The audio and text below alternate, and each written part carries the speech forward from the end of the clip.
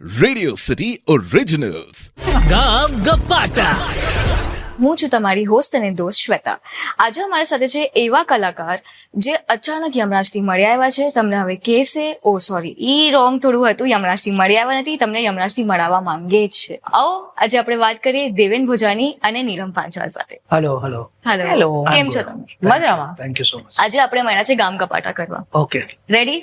ગામ ગપાટા. જે ગામ ઉપાડો એનું ગપાટા કરશું આજે આપણે. તો તમે મને બતાડો આખું કોન્સેપ્ટ યમરાજ કોલિંગ 1 અને આ તો તમારું સેકન્ડ સીઝન આવે છે, કેવી રીતે થયું આખું? યમરાજ કોલિંગ માટે એટલે honestly speaking to start with I was busy with my Hindi stuff અને ગુજરાતી ફિલ્મો કે સિરિયલોની કે વેબ સિરીઝની ઓફરો આવ્યા કરતી, પણ કંઈક ને કંઈક કારણો આવી જતા. ક્યારેક કંઈ સ્ટોરી પસંદ ના આવે, ક્યારેક કેરેક્ટર પસંદ ના આવે, તો ક્યારેક પ્રોડક્શન માં મજા વાત કર્યાથી એવું લાગે નહીં કે વેવલેન્થ મેચ થશે, કે ક્યારેક તારીખોના પ્રોબ્લેમ ઓર વોટ એવર. અને I was happy doing Hindi. પછી જ્યારે મને યમરાજ કોલિંગ માટે ડાયરેક્ટરનો ફોન આવ્યો, તો હી is a good friend, Dharmesh Mehta. તો એણે ફોન પર મને કોન્સેપ્ટ સંભળાવ્યો અને ફોન પર 5 મિનિટમાં જ મને એટલું બધું ક્લિક થઈ ગયું કે આ બહુ સરસ છે. મેં ધર્મેશ ક્યાં છે તું? તો કે ઘરે જ છું. મેં ચાલ આપણે મળીએ. એન્ડ વી મેટ અને બસ પછી વિસ્તાર થી આખો કોન્સેપ્ટ સંભળાવ્યો ને કેરેક્ટર ને સ્ટોરી ને 1-2 મીટિંગ્સ થઈ અને પછી I said yes, this is what I was waiting for perhaps to get into a Gujarati industry. So એ રીતે યમરાજ કોલિંગ મારા માટે શરૂ થયું. અને યમરાજ કોલિંગ 1 ની સફળતા એટલી બધી સુંદર રહી કે દેશ વિદેશથી એના માટે રિસ્પોન્સ આવ્યો સારો, અને સેકન્ડ સિઝનની ડિમાન્ડ પણ થવા માંડી. તો સેકન્ડ સિઝન વિશે પહેલા ક્યારેય વિચાર્યું નહોતું ફર્સ્ટ કરતી વખતે કે second season and all that, never ever thought about. પણ પછી હા, લોકોની ડિમાન્ડ એટલી બધી હતી તો અમને થયું કે વાય નોટ. અને પછી અમે કલાકારોએ, ડાયરેક્ટર, મેકર્સ ને શેમારુ અને ક્રિએટિવ ટીમ, રાઇટર બધાએ મળીને we started working on the subject. તો એક્સપેક્ટેશન્સ એટલા બધા વધી ગયા હતા સિઝન 1 પછી કે સિઝન 2 આવે તો definitely we have to match the bar that we had already set with Yamraj season 1. તો ઘણા બધા અમે લોકોએ કોન્સેપ્ટ ટોસ કર્યા અને રિજેક્ટ કર્યા અને અમુક સિલેક્ટ કર્યા, ડેવલપ કરવાની ટ્રાય કરી, ઇવેન્ચ્યુઅલી ફેલ કર્યા. Finally we came up with something અને અમને લાગ્યું બધાને યુનેનિમસલી કે okay, this is the thing that we should try with Yamraj calling season 2. And then we started developing it અને પછી એટલું સુંદર રીતે ડેવલપ થયું અને then we started making it. અને હવે તો અમને એ શૂટ કરતી વખતે પણ બહુ જ મજા આવી. Yes, lovely. તમારા માટે કેવી રીતે શરૂ થયું આખું પ્રોસેસ? આમ તો જર્ની ઓલમોસ્ટ સેમ છે સિઝન 1 થી સિઝન 2 પર. હા, પણ હું ઓલરેડી ગુજરાતી ફિલ્મ્સ કરતી હતી અને Dharmesh Mehta, he is a dear friend, જે અમારા આ સિરીઝના ડિરેક્ટર છે. He is a dear friend અને એમને મને કયું વેબ સિરીઝ માટે એપ્રોચ કર્યો. મેં તું મને સ્ટોરી સંભળાવો સર. અને જેવું સંભળાવી, 1 લાઈન સંભળાવી, I said I am doing it. અને મને કાસ્ટમાં કહ્યું કે દેવેનભાઈ છે. I said, okay, double, I'm doing it. Yes, that is how happened Yamraj Calling One. Right. તમે કેરેક્ટર્સની વાત કરી આમાં કે તમે જ્યારે કેરેક્ટર્સ ડિસ્કસ કર્યું તો અમને તમારા બંનેના થોડા કેરેક્ટર્સના વિષય કઈ થયો? ઓકે, એમાં કેરેક્ટર સ્કેચ વિશે જણાવું તો આઈ વુડ સે કે મારા કેરેક્ટરનો એક ગ્રાફ છે સિઝન 1 થી લઈને સિઝન 2 સુધીનો. સિઝન 1 નો અમર મહેતાનું જે કેરેક્ટર છે, હી ઇઝ અ પ્રોટેગનિસ્ટ અને એની સાથે હું બહુ રિલેટ કરતો હતો કે હું પણ અમર મહેતાની જેમ ફેમિલીને ખુશ કરવા માટે એટલી બધી ભાગદોડ કરી રહ્યો હતો કે કરી રહ્યો છું કદાચ, કે ક્યારેક એ ધ્યાન બહાર રહી જાય છે કે ફેમિલીને માત્ર મટીરિયલિસ્ટિક થિંગ્સ નથી જોતી હોતી. એ લોકોને સાથ જોઈએ છે, એ લોકોને સમય જોઈએ છે, એ લોકોને પ્રેમ જોઈએ છે, અને જે એક પણ પૈસા વગર આપણે આપી શકીએ છીએ. તો એ સિઝન 1 માં એ પ્રકારનું પાત્ર હતું, કેરેક્ટર સ્કેચ હતું. અને પછી during the episodes toward the end Amar Mehta realises the value of family and the time and love that he also needs to give apart from the materialistic things. તો એ મારા પોતાના માટે પણ એક બહુ મોટું રિયલાઇઝેશન હતું while reading the script, while performing the scenes, and while watching the premiere of season 1. તો આ થઈ યમરાજ કોલિંગ સિઝન 1 અમર મહેતાની વાત. હવે સિઝન 2માં એનો એક ગ્રાફ અલગ છે, જેની સાથે હું થોડે ઘણે અંશે રિલેટ કરું છું, પણ આમાં હું સિઝન 2નો અમર મહેતા છે એને હું અમારો હીરો સમજુ છું, કારણ કે સિઝન 2માં હી નોઝ એવરીથિંગ. તો એની પાસે એ બધા ઉપાયો છે જે કોઈ આમ આદમી, જે મારા જેવા તમારા જેવા કોઈ લોકો પ્રોબ્લેમ્સમાં હોય, અને આમાં નાના નાના વિષયોની વાત છે, નાની નાની મૂંઝવણોની વાત છે, નાના મોટા પ્રોબ્લેમ્સ ફેમિલીના, બહારના કઈ રીતે સોલ્વ કરવા એના વિશે વાત છે. તો એમાં કઈ રીતે અમર મહેતા આ બધી સમસ્યાઓનું નિરાકરણ કરે છે. તો મારા માટે આ સિઝન 2નો અમર મહેતા છે એ એક હીરો છે. તો હું એના પાસેથી શીખું છું કે કઈ સહજતાથી બધા પ્રોબ્લેમ સોલ્વ કરે છે. તો મારે પણ એની પાસે શીખવું રહ્યું, અને એ હું શીખ્યો અમર મહેતા સિઝન 2 પાસે. વન્ડરફુલ. નીલમ, તમે અમે બતાડો તમારું આખું કેરેક્ટરના વારામાં. યમરાજ કોલિંગમાં મેં માનસી મહેતા એટલે અમર મહેતાની વાઇફનું કેરેક્ટર પ્લે કર્યું છે. અમારા ઘરમાં મારા એક સસરા છે, અમારા બાળકો બતાવે છે, દીકરો ને દીકરી. એમને એમના કેરેક્ટર ગ્રાફની આખી વાત કરી. તો અમે બધા એ જ કેરેક્ટરની આજુબાજુ મંડરાયેલા છીએ. માનસી એટલે હાઉસવાઈફ છે, બહુ વધારે પડતી એની અપેક્ષાઓ નથી. જેમ કે સિઝન 1માં અમર મહેતા અમારા બધાના સપનાઓ પૂરા કરવા માટે બહુ જ ભાગદોડ કરે છે. જેમ એમના મતે અમારી ઈચ્છાઓ અલગ હતી, પણ અમારા મતે અમારી ઈચ્છાઓ સાચે જ કંઈક અલગ હતી. અને માનસી સિઝન 1માં એક વખત કહે છે કે મારા આ બધા મોટા સપનાઓ નથી જે તમે આટલા બધા પ્રયત્નો કરો છો, ભાગદોડ કરો છો, પણ ક્યારેક મને તો પૂછો, મારે તમારી સાથે સ્કૂટર પર માર્કેટમાં જવું છે, મને તમારી સાથે રિક્ષામાં બહાર જવું છે, બાજુવાળાના ત્યાં બેસવા જવું છે, તમે ક્યારેક હું માંદી પડું અને આમ ખોટી રજા લઉં અને મારી સાથે હિંચકે બેસીને ચા પીવો, મારી આટલી જ અપેક્ષા છે. બાકી હું મારા સંસારમાં સુખી છું. તમારા બધા માટે તમારું ટાઈમ પર ટિફિન આપીને, તમે રાત્રે આવો તો તમારી જમવા માટે રાહ જોવું, મારી દીકરી માટે રાહ જોવું, દીકરા માટે રાહ જોવું, હું આ બધામાં ખુશ છું. પણ મને આ નાની નાની ખુશીઓ જોઈએ છે. તો યસ, સિઝન 2માં આ અમર મહેતા જે ઘણા બધા બદલાયેલા છે, અને એના માટે અમે કેટલા બદલાયેલા છે, અમે કેટલા ખુશ છીએ, એના માટે સિઝન 2 જોવી પડશે. તો આપણે કેરેક્ટર્સની વાત લઈ, તમે કીધું કે તમારી વેવલેન્થ જેવી રીતે મેચ થાય છે, ક્રિએટિવ તમારું જે અંદર પ્રાણી છે એ બહાર આવવા માટે. શેમારુ મીથી તમારું કેટલું વેવલેન્થ મેચ થઈ હતી કે તમે ડિરેક્ટરથી તમારા ફ્રેન્ડ્સ છે જ, તો તમે શેમારુ મી કેમ આઈડિયલ એક પ્લેટફોર્મ હતું OTT માટે તમારું? ઓનેસ્ટલી સ્પીકિંગ, મારા માટે મીડિયમ કે પ્લેટફોર્મ વધારે મહત્વનું શરૂઆતમાં નથી હોતું. મારા માટે શું પાત્ર છે, શું સ્ટોરી છે, એ વધારે મહત્વનું હોય છે. પછી એ શું છે, એ નાટક છે, એ ટીવી સિરિયલ છે, એ વેબ સિરીઝ છે, એ ફીચર ફિલ્મ છે, એ એડ ફિલ્મ છે, વોટેવર. અને પછી એનું પ્લેટફોર્મ, કે ફીચર ફિલ્મ હોય તો અહીંયા રિલીઝ થશે, OTT પર રિલીઝ થશે, કે આ ટીવી સિરિયલ તો ફલાણી ચેનલ પર રિલીઝ થશે, એ બધા મુદ્દાઓ પછી આવે. પણ ઓફકોર્સ શેમારુ બહુ મોટું નામ છે, અને રિસન્ટલી શેમારુએ 60 વર્ષ પૂરા કર્યા 29 ઓક્ટોબરે, which is quite a thing. તો એની ગુડવિલ જબરદસ્ત છે. તો જ્યારે મને ખબર પડી કે શેમારુ પર આવવાનું છે, તો હું બહુ ખુશ થયો કે એને સરખી રીતે પ્રેઝન્ટ કરવામાં આવશે, અને સમૂહસૂત્રું પાર પડશે, એની સારી રીતે માર્કેટિંગ થશે, અને પ્રજા સુધી, દેશ વિદેશની પ્રજા સુધી એને બરોબર રીતે પહોંચાડવામાં આવશે. આ બરોબર રીતે જે પહોંચાડ્યું છે એ તો સીધું ઇન્ટરનેશનલ ગુજરાતી ફિલ્મ ફેસ્ટિવલ સુધી પહોંચાડી નાખ્યું છે. તો આ નોમિનેશન જે થયું છે એના બારામાં તમે અમને કહો, કેવી રીતે થયું અને તમને કેવું લાગે છે?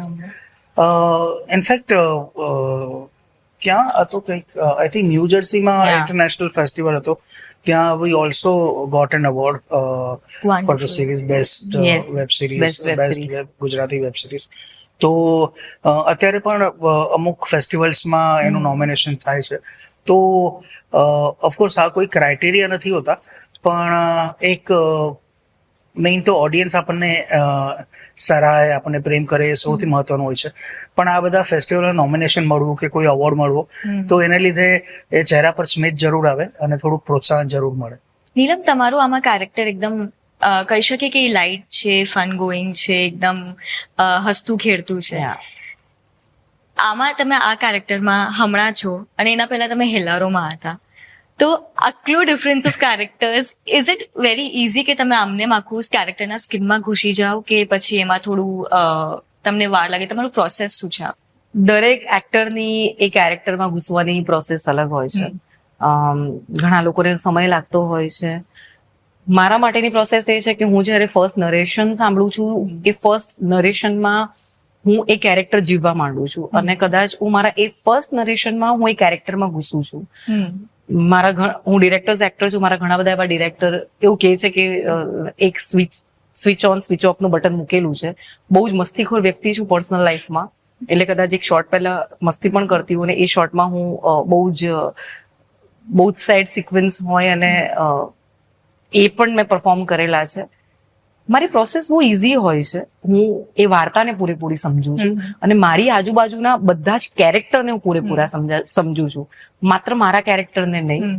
અને હું પરફોર્મન્સમાં હું એવું માનું છું કે ગમે તેટલું મોટા ડાયલોગ્સ હોય કે મોટો સીન હોય, તમે જ્યારે સાંભળો સરસ ત્યારે તમે સરસ પરફોર્મ કરી શકો. તો મને કહ્યું કે આખું જે યમરાજ કોલિંગ છે ફેમિલીના ઇમ્પોર્ટન્સના વારામાં, ફેમિલીને ટાઈમ આપો, વખત આપો, એ બધાના વારામાં છે.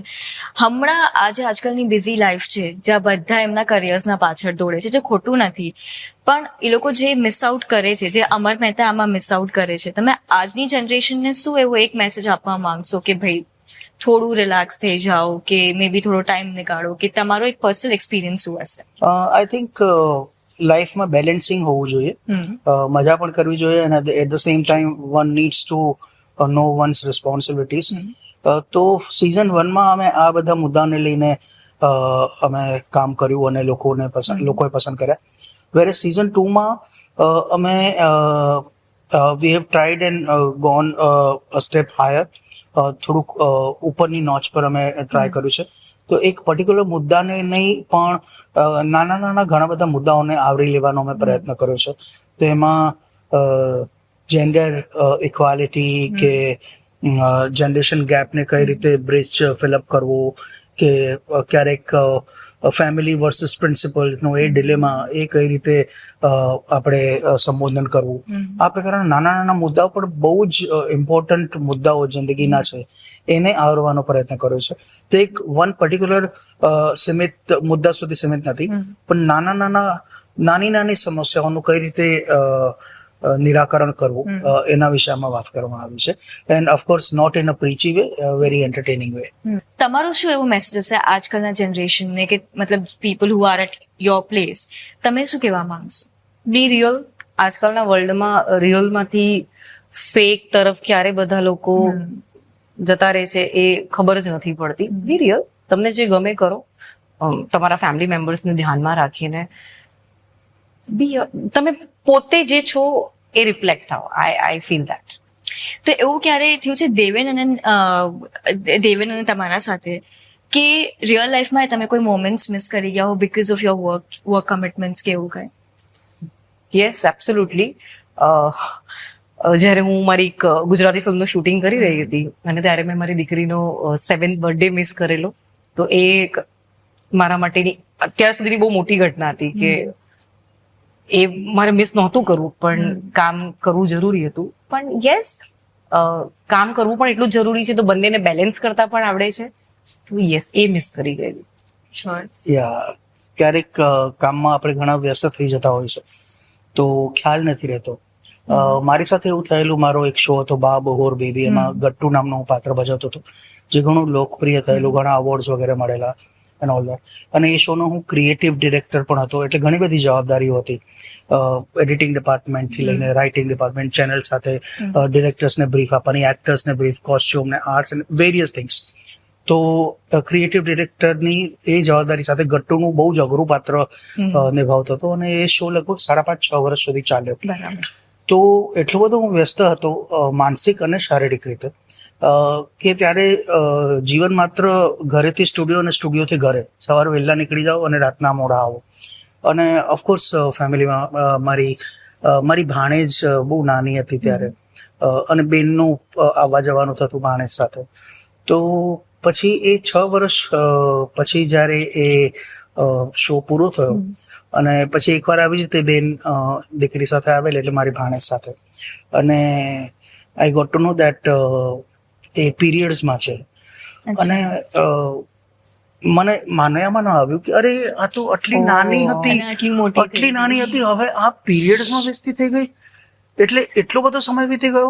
અને તો ભાણી તો ઠીક કે આપણે ઘરમાં ન રહેતી હોય કે ક્યારેક આવવા જવાનું થતું હોય, તો મને લાગ્યું મારું ધ્યાન જ ન ગયું. તો મારા વાઈફ વિશે કે મારા પેરેન્ટ્સ, મારી ફેમિલી વિશે જેના માટે મારી ઘણી બધી જવાબદારી હતી, તો એ હું ચૂક્યો કદાચ. આ 6 વર્ષમાં ખબર નહીં એ લોકો સાથે શું ઘણું નાનું પણ બહુ જ ઇમ્પોર્ટન્ટ થયું હશે, જેનો હું સાક્ષી ન રહી શક્યો. તો એ મને અફસોસ ઘણો રહ્યો. અને ત્યારથી મેં નક્કી કર્યું કે હું કામ કરીશ. ઓફકોર્સ હું કામ કરીશ જ, કરતો રહીશ, પણ at the same time I try and balance things with my family and my self. ચેન્જીસની વાત કરીએ, આપણું જે ગુજરાતી સિનેમા ઇવોલ્વ થાય છે, જે એવોલ્યુશન થઈ રહ્યું છે ને જે થઈ ગયું છે, આપણે અગર હમણાંથી 5 વર્ષ પહેલાની વાત કરીએ ને હમણાંની વાત કરી, હવે આપણું Yamraj calling international Gujarati film ફેસ્ટિવલમાં નોમિનેટ થયું, અવોર્ડ્સ મળ્યા એમને ન્યૂ જર્સીમાં, પ્લસ હમણાં જે મૂવીઝ નોમિનેટ થાય છે ઓસ્કર્સ માટે ગુજરાતીની. તમારું શું કહેવું છે કે હમણાં ફ્યુચર શું છે ગુજરાતી સિનેમા? ફ્યુચર બહુ બ્રાઇટ લાગી રહ્યું છે. સ્પેશિયલી ઓનેસ્ટલી સ્પીકિંગ મેં બહુ ગુજરાતી ફિલ્મો જોઈ નથી, પણ જે જાણ્યું છે, સાંભળ્યું છે, તો મને એવું લાગે છે છેલ્લા 4-5 વર્ષથી ગુજરાતી ફિલ્મ ઇન્ડસ્ટ્રી ઘણું સારું કામ કરી રહી છે. અને એ જ કારણ છે કે ઘણું મોડર્ન થિંકિંગ આવી ગયું છે, જે અધરવાઇઝ ગુજરાતી ફિલ્મ ઇન્ડસ્ટ્રીમાં ઘણા વર્ષોથી એક ટિપિકલ રૂટમાં જઈ રહી હતી. એમાં સફળ નિષ્ફળ જે પણ ફિલ્મો હોય, પણ એક બહુ ટિપિકલ હતું, જે કદાચ થોડું ઓર્થોડોક્સ હોય કે કદાચ થોડું ચવાયેલું હોય, ક્લિશેડ હોય, જે પર્સનલી મારો ટેસ્ટ નથી. પણ છેલ્લા 4-5 વર્ષથી ઘણું મોડર્ન થિંકિંગ ગુજરાતી ફિલ્મ ઇન્ડસ્ટ્રીમાં આવી રહ્યું છે. અને હું એવું માનું છું કે હું બહુ જ મોડર્ન થિંકિંગ ધરાવનારો વ્યક્તિ છું. તો એ બહુ સારું છે. અને આઈ થિંક એ જ કારણ રહ્યું કે ગુજરાતી ફિલ્મ ઇન્ડસ્ટ્રી હવે માત્ર માસમાં નહીં પણ ક્લાસમાં પણ એપ્રિશિએટ થઈ રહી છે.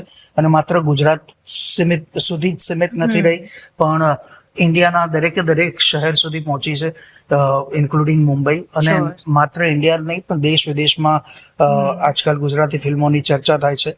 જેમ કે Hellaro also did very well nationally and also it has been appreciated internationally. અને હમણાં રિસન્ટલી એક્ઝામ્પલ આપણે આપીએ કે છેલ્લો શો નામની film has been nominated for India's entry for Oscars, which is amazing. હું તો કરન્ટલી અત્યારે ગુજરાતી ફિલ્મોમાં જ કામ કરું છું, અને એટલે હું એને એક મોટો ભાગ છું. હેલારો અને the best feature film national award મળ્યું છે અમને. 13 એક્ટ્રેસીસને પણ સિલ્વર લોટસ નેશનલ એવોર્ડ મળ્યો છે. મારી બીજી ફિલ્મ 21મું tiffin international film festival of India IFFI 52માં સિલેક્ટ થયેલી, અને 52 વર્ષમાં ઓફિશિયલી માત્ર 4 ફિલ્મો ત્યાં સિલેક્ટ થયેલી. એટલે બહુ જ ગર્વની વાત છે. અને હમણાં છેલ્લો શો જે ઇન્ડિયાની ઓફિશિયલ એન્ટ્રી છે, અને આજે જ હું એક ફિલ્મ શૂટ કરીને, એટલે મેં ગઈકાલે જ રેપ કર્યું ને આજે પતાવીને આવી છું, તો આઈ નો કે અગેન એક અદ્ભુત ફિલ્મ 2023માં આવશે. અને ત્યાં અત્યારે બીજી 2-3 ફિલ્મના શૂટિંગ થઈ રહ્યા છે જેની સ્ટોરી મને ખબર છે. તો યસ, એ પણ બહુ જ અદ્ભુત સ્ટોરીઝ છે અને બહુ બધા માઇલસ્ટોન્સ બધા અચીવ કરશે. Yes, absolutely. તો આ એકદમ ફન વસ્તુ મારે જાણવી છે કે જ્યારે તમે ઘરે હતા, સેટ પર હતા જ્યારે, તો કોઈ પણ વસ્તુ બગડી જાય કે કાં તો કોઈ પણ વસ્તુમાં થોડું ડિફેક્ટ આવે, તો દેવેન આવીને કીધા હતા let me explain, I can do it. તમે એવું કર્યું હતું ક્યારે? એ દુષ્યંતનું કેરેક્ટર હતું, સારા વ્યવસ્થિત સારા, જે મેં ડિરેક્ટ પણ કરેલી, અને દુષ્યંતનો રોલ કરતો હતો, જેની તકિયા કલમથી I will explain, which had become very popular. So of course in personal life I am not that. એમના એ વિશે મને કેવું ગમશે. He is a wonderful actor અને બહુ સક્સેસફુલ ડિરેક્ટર પણ છે. અને આ બહુ જ દરેક વ્યક્તિ, દરેક એક્ટરે શીખવા જેવી વસ્તુ છે કે આટલા સિનિયર એક્ટર છે, ડિરેક્ટર છે, આટલી મોટી હિન્દી ફિલ્મ એમને ડિરેક્ટ કરી છે, પણ એમને ક્યારેય આવીને ઇન્ટરપ્ટ નથી કર્યું કે લેટ મી એક્સપ્લેન, કે હું શીખવાડું. અમને પણ ક્યારેય કોઈ અમને શીખવાડે કે ડિરેક્ટરને કઈ ये શોટ ઇધર સે લગાવ, કંઈ જ નહીં. બહુ જ આમ એકદમ સરસ રીતે શાંતિથી એક એક્ટર કામ કરતો હોય માત્ર એવી રીતે કામ કર્યું છે. ક્યાંય એવા શોષા નથી કર્યા. અને હું પણ એ શીખી છું તમારી પાસે. તો આમે છે ને એક ને ઘણા બધા એક્ટર્સને પૂછ્યું છે કે જ્યારે તમે એક મૂવીમાં કામ કરો વર્સિસ જ્યારે તમે એક ઓટીટી પ્લેટફોર્મ પર કામ કરી વેબ સિરીઝ પર કામ કરો, ધો પ્લેટફોર્મ કાં તો મીડિયમ એક એક્ટર માટે એટલું મહત્વનું ન હોય, પણ તમે જ્યારે બે વસ્તુ પર કામ કરો, ઓટીટી પ્લેટફોર્મમાં તમને વધારે છૂટ મળે એક્સપ્રેસ કરવાની કે વધારે ફ્રીડમ મળે, એ તમે તમારું પણ એવું જ માનવું છે? ના, આઈ ડોન્ટ થિંક સો. ના. ડેલી સોપ સાથે કમ્પેર કરીએ ટીવી સિરિયલ, તો ડેલી સોપમાં કારણ કે રોજે રોજ ડિલિવર કરવાનું હોય એક એપિસોડ, તો સમયની મર્યાદા બહુ જ વધારે હોય છે. એટલું ધડાધડ કામ કરવું પડે છે કે એમાં ત્યારે ચર્ચા વિચારણાનો સમય નથી હોતો. ધડાધડ આ ડાયલોગ આવ્યા, ચાલો ડાયલોગ બાયડ કરો અને જે પણ એટીટ્યુડ આ તે કરીને ડિલિવર કરો. જ્યારે વેબ સિરીઝ કે ફિલ્મમાં કમ્પેરેટિવલી ટાઈમ થોડો મળતો હોય છે to go a little dipper. એના સિવાય આઈ ડોન્ટ થિંક કે બહુ મોટો એટલો બધો મોટો કોઈ ફરક યસ, છે. એટલે ફિલ્મ અને વેબ સિરીઝમાં અમારા વર્કશોપ્સ થતા હોય છે, તો કેરેક્ટર ડેવલપ કરવા માટે એને સમજવા માટેનો સમય મળતો હોય છે. બાકી કોઈ મીડિયમથી કોઈ ફરક નથી પડતો. તો દેવેન, તમે એક ક્રિએટિવ ડિરેક્ટરના જ્યારે પર્સપેક્ટિવથી એક એક્ટરમાં એક્ટરના શૂઝમાં સ્ટેપ ઇન કરો, શું એ તમને બહુ હેલ્પ કરે એ વસ્તુ? ના, હું જ્યારે એક્ટર હું ત્યારે હું માત્ર એક્ટર જ હું, ત્યારે હું એક સેલ્ફિશ એક્ટર હું. સેલ્ફિશ ઇન ધ સેન્સ કે હું આમાં એક્ટર છું, તો હું તો સારું કરું જ, પણ આ મારો શો છે, આ મારી વેબ સિરીઝ છે, આ મારી ફિલ્મ છે, તો એમાં બધા જ સારા હોવા જોઈએ. Because I would like to be the face of that show. Sure. તો મારા સહકલાકારો અને ઓવરઓલ આખો પ્રોજેક્ટ એ મારો બની જાય, તો એ કઈ રીતે સારો બને, તો મારો ધ્યેય માત્ર એ હોય છે. એટલે ક્યારેક ડાયરેક્ટલી કે ક્યારેક ઇનડાયરેક્ટલી ક્યારેક મને કંઈ સજેશન આપવાનું મન થાય તો બહુ હું સટલી કોઈને સજેશન આપું, અને ક્યાં તો હું મારી જાતને એમના અનુરૂપ હું મારું પરફોર્મન્સ થોડું એડજસ્ટ કરું, so that overall the scene works. So મારા માટે એટલે સેલ્ફિશ એક્ટર હું એ રીતનો સેલ્ફિશ એક્ટર છું. અને સિન્સ હું ડિરેક્ટર પણ છું, તો ઓબ્વિયસલી મારી એક આંખ હોય કે અચ્છા અહીંયા આ શોટ લાગ્યો છે ને અહીંયા આ શોટ લાગ્યો છે, તો ટેકનિકલી નોલેજ હું ક્યારેક હેલ્પ ડેફિનેટલી કરે છે કે અહીંયા અમે આ બંને પોઝિશન લેશું તો હું આમ ફેસિંગ રાખીશ તો આમ ફેસિંગ સારું મળશે, પણ હું જો આમ કરીને વાત કરીશ તો બહુ પ્રોફાઇલ આવશે. All the technical knowledge help થાય, તો ટેકનિકલ નોલેજ હોય તો it helps me as an actor. Sure. So now that we are coming to an end of this lovely interview, એક એવો તમારો કોઈ મેસેજ જે અમારા વ્યુઅર્સ માટે, જે કાં તો એક એવું કોઈ લેસન જે એ લોકો યમરાજ કોલિંગ 2 થી શીખી શકે? મેસેજ તો માત્ર એ જ કે thank you so much for appreciating Yamraj calling season 1.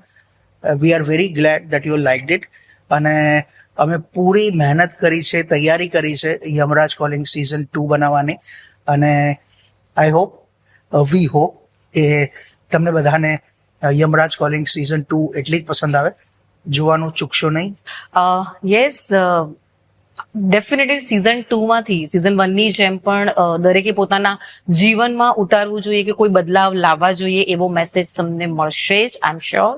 અને સિઝન 1 ને તમે જેટલો પ્રેમ આપ્યો તો, અમને બધાને જેટલો પ્રેમ આપ્યો તો, એટલો સિઝન 2 ને પણ આપજો.